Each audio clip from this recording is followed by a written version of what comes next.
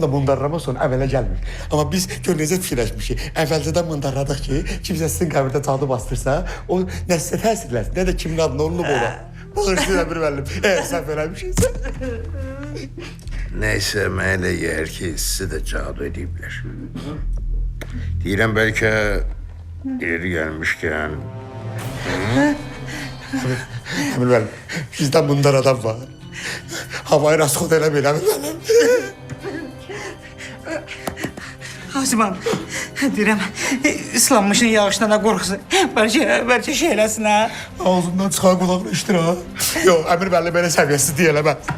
Yalvarın, Əmir müəllim. Mən qəbri qazanda bilirdim o xalanın gözlərindən nəsə var. Bilirdim nəsə zibil olacaq.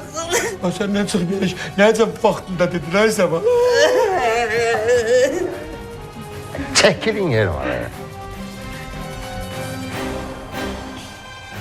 Verin söndürün.